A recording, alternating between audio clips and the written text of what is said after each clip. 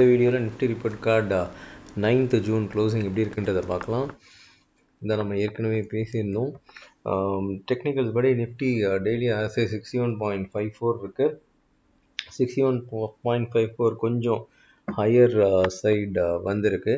But still அந்த 71க்கு மேலே இன்னும் போகலை. பட் மார்க்கெட் திரும்ப ஏற்கனவே இப்போ இந்த ரீசெண்டாக போட்ட ஹையை பிரேக் ஆகிருக்கு. அதுக்கு மேலே க்ளோஸ் ஆக முடியல. பட் இருந்தாலும் அதுக்கு மேலே இன்றைக்கி கேப் அப்லேயே போயிருக்கு. மூவிங் ஆவரேஜ் 200, 50, 20, 10 எல்லாத்துக்கும் மேலே தான் நிஃப்டி ட்ரேட் ஆகிட்டுருக்கு. இன்றைக்கி மூவிங் ஆவரேஜ் 10 அந்த நிஃப்டி 50 ஸ்டாக்ஸ் பார்த்தீங்கன்னா 41 and above இருக்குது. ஓவர் பாட் ஜோனுக்கு வந்துருச்சு moving average 10.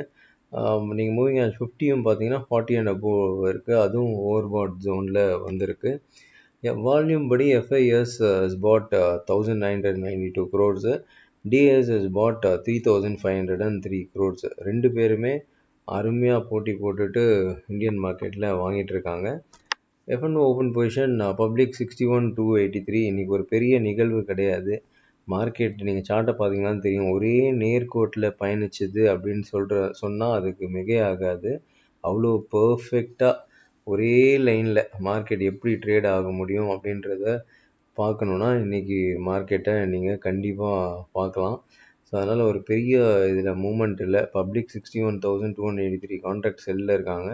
But bro 1,32,548 contracts பையில் இருக்காங்க. ஸோ ப்ரோ ஒரு அருமையான இடத்துல பையில் இருக்கிறாங்க. நாளைக்கு F&O ஓப்பன் பொசிஷனை கவனமாக பாருங்கள். Okay, highest open interest put side 25,000 இருக்குது. இது லாஸ்ட் வீக் வரைக்கும் 24,000 இருந்தது. ஹையஸ்ட் கால் ஓஏ 25,000 இருந்தது. இப்போ அப்படியே மாறி இருக்குது. ஸோ 25,000 புட்டே ஹையஸ்ட் ஓப்பன் இன்ட்ரெஸ்ட்டாக தான் இருக்குது. தென் 24,500, 24,800. ஸோ கிளியர்லி ஷோஸ் இது லாஸ்ட் வீக் ரேஞ்சுக்கு வந்தால் தான் மார்க்கெட் கீழே வரும். லாஸ்ட் வீக் ரேஞ்சுக்கு முதல்ல வரணும் அப்படின்றது இது காமிக்குது. ஹையஸ்ட் கால் ஓப்பன் இன்ட்ரெஸ்ட் 25,500, 25,100, 25,200 இருக்குது. இதுக்கு முன்னாடி வாரம் வரைக்கும் 25,000 இருந்தது. இப்போ 25,500 ஹையஸ்ட் கால் ஓப்பன் இன்ட்ரெஸ்ட் ஆகிருக்கு. India VIX 14.69. இன்றைக்கி ஒரு மாதிரி மார்க்கெட் மேலே போச்சு. பட் விக்ஸும் மேலே போச்சு. அதுக்கப்புறம் கொஞ்சம் விக்ஸு செட்டில் ஆச்சு. ஸோ மார்க்கெட் மேலே போச்சு, விக்ஸும் மேலே போகுது அப்படின்னா நம்ம கொஞ்சம் மார்க்கெட்டை திரும்புமோ அப்படின்னு நம்ம பார்க்கலாம். பட் மேலே போயிட்டு திரும்ப இன்றைக்கி செட்டில் ஆகிருக்கு. சாகாவோட நிஃப்டி 50 ஸ்டாக்ஸ் வியூவும் பார்த்தீங்கன்னா ஃபுல் கண்ட்ரோல் 40, பேர் 2, நியூட்ரல் 8. ஸோ திஸ் ஆல்சோ 40 வந்துருச்சு. இட் இண்டிகேட்ஸ் இதுவும் ஓவர் பாட் ஜோனுக்கு வந்துருச்சு. ஸோ மூவிங் ஆவரேஜும் தென் நம்மளுடைய சாகா வியூவும் ஒரு ஓவர் பாட் ஜோனில் வந்திருக்கு அப்படின்றத காமிக்குது. நிஃப்டி இந்த இயரோட மிட் பாயிண்ட் 23,500. 2 முறை அருமையாக 23,500 கீழே வரும்போது அருமையான ஆப்பர்ச்சுனிட்டி 1,500, 1,600 பாயிண்ட்ஸ் ஆப்பர்ச்சுனிட்டி கிடச்சிது. இப்போ 23,500க்கு மேலே அகைன் இப்போ 25,100 இருக்குது. இங்கேயும் ஒரு 1,600 பாயிண்ட்ஸ் மூவ் ஆகிருக்கு. வேல்யூவேஷன் நிஃப்டியோட பி வேல்யூஷன் 22.56. ரொம்ப ஹையர் வேல்யூவேஷனாக 24 தான். பட் இப்போது ரீசெண்ட் டைமில் இது கொஞ்சம் ஹையர் வேல்யூவேஷன் பக்கம் காமிக்குது. ஸோ இதுதான் நம்ம பேசியிருந்தோம். ஸோ மே 19th 1 மந்த்து பேசியிருக்கோம். 1 மந்த்து ஒரு டைம் கரெக்ஷன் நடந்துகிட்ருக்கு. எடுத்த உடனே ப்ரைஸ் கரெக்ஷன் நடந்தது. பட் அதுக்கப்புறம் டைம் கரெக்ஷன் இருக்குது. இன்றைக்கும் பார்த்திங்கன்னா கேப் டாப் ஆனதுக்கப்புறம் கீழே வர முடியல. அதுவும் ஒரு டைம் கரெக்ஷன் மாதிரி போயிட்டுருக்கு. நியூஸ் படி பார்த்திங்கன்னா Russia fires 479 drones at Ukraine. இது நம்ம நிறைய முறை பேசிகிட்டு இருந்தோம். ட்ரோன்ஸாலலாம் வார்லாம் வின் பண்ணவே முடியாது. ட்ரோன் அட்டாக்னால என்ன பண்ணணும்னா அவங்கள ஆப்போசிட் கண்ட்ரியில் இருக்கிறவங்கள மன உளைச்சலை வேணால் உண்டு பண்ணலாம். இதுதான் பண்ண முடியும். பட் உக்ரைன் தாக்குனதுக்கு ரஷ்யா திரும்பி தாக்கியிருக்காங்க. ஸோ சார்ட் படி பார்க்கலாம். இப்போது சார்ட்டு இதுதான் ஒரே நேர்கோட்டில் பயணிச்சது அப்படின்றத சொல்லலாம். ஏற்கனவே போட்ட ஹை அந்த இடத்துல ரிஜெக்ஷன் வரும்னு எதிர்பார்த்தது தான்.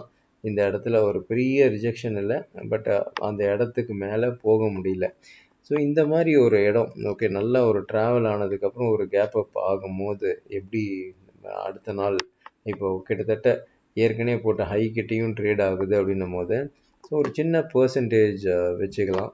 25,158 பாயிண்ட்க்கு மேலே மார்க்கெட் சஸ்டெயின் ஆச்சுன்னா அந்த இடத்துல பை பண்ணிவிட்டு மேபி ஒரு 30 பாயிண்ட்ஸ் ஸ்டாப் லாஸ் வச்சுட்டு 60-70 பாயிண்ட்ஸ் டார்கெட் வந்ததுன்னா புக் பண்ணிக்கலாம். 1:2 ஆப்பர்ச்சுனிட்டிஸ் கிடைக்கிறதுக்கு வாய்ப்பு இருக்குது. இல்லை 25-64 கீழே சஸ்டெயின் ஆச்சுன்னா செல் பண்ணிவிட்டு 30 பாயிண்ட் ஸ்டாப் லாஸ் வச்சுக்கிட்டு அகெயின் ஒரு 60-70 பாயிண்ட்ஸ் 1:2 மினிமம் வர்றதுக்கு நிறையா சான்சஸ் இருக்குது. பிகாஸ் இவ்வளோ ஸ்ட்ரெயிட் லைனில் வந்ததுக்கப்புறம் இமீடியட்டாக இப்போ பிரேக் ஆகணுன்னு வாங்கணுன்னா மேபி இந்த இடத்துல ரிஜெக்ஷன் ஆகிடலாம். இமீடியட்டாக இந்த இடத்துல நீங்கள் விற்றீங்கன்னா அங்கேயும் வந்து ரிஜெக்ட் ஆகிடலாம். அதனால தான் என்னென்னா ஒரு சின்ன பர்சன்டேஜ் வச்சுருக்கோம். இந்த பர்சன்டேஜ் கீழே போனால் மட்டும் செல், இந்த பர்சன்டேஜுக்கு மேலே போனால் மட்டும் பை. அதுக்கு மேலே போயிடுச்சுன்னா ஒரு 60-70 பாயிண்ட் டார்கெட்டும், கீழே போயிடுச்சுன்னா ஒரு 60-70 பாயிண்ட்ஸ் டார்கெட்டும், ஒரு 30 பாயிண்ட் ஸ்டாப் லாஸ்லேயே கிடைக்கிறதுக்கு நாளைக்கு நிறையா வாய்ப்பு இருக்குது. This is my trading plan. Because இவ்வளோ சின்ன லெவலில் இருக்கும்போது ஒரு ஜென்ரலாக என்ன பண்ணுவாங்க, ஓகே இதுக்கு மேலே போனாலே பை, இது கீழே போனாலே செல் அப்படின்றது தான் சொல்லுவாங்க. பிகாஸ் இவ்வளோ சின்ன லெவல் போனதுக்கப்புறம் நெக்ஸ்ட் டே மூவ்மெண்ட் இருக்கும் அப்படின்றது தான் அதோட மீனிங்கு. பட் நம்ம வந்து இம்மீடியட்டாக பண்ணாமல் கொஞ்சம் ஒரு பர்சன்டேஜ் ஆஃப் ஹையர்லேயும் கீழேயும் ஒரு பர்சன்டேஜ் ஆஃப் டவுனும் வச்சுருக்கிறோம். ஸோ இது கீழே போனால் தான் ஐ வில் செல், இதுக்கு மேலே போனால் தான் சஸ்டெயின் பர்டிகுலராக ஆச்சுன்னா I can buy. So this is my trading plan for tomorrow. நாளைக்கு எப்படி மார்க்கெட் முடியுது அப்படின்றத பார்க்கலாம். Okay, we are conducting intraday training program. Batch 1 ஒரு நல்ல சக்ஸஸ்ஃபுல் பேட்சாக இருந்தது. ஸோ இது பேட்ச் 2 ஸ்டார்ட் பண்ணுறோம் 18th ஜூனு. இன்ட்ரெஸ்டாக இருக்கிறவங்க ரிஜிஸ்டர் பண்ணிக்கோங்க. Thank you so much. திரும்ப இன்னொரு வீடியோவில் உங்களை சந்திக்கிறேன்.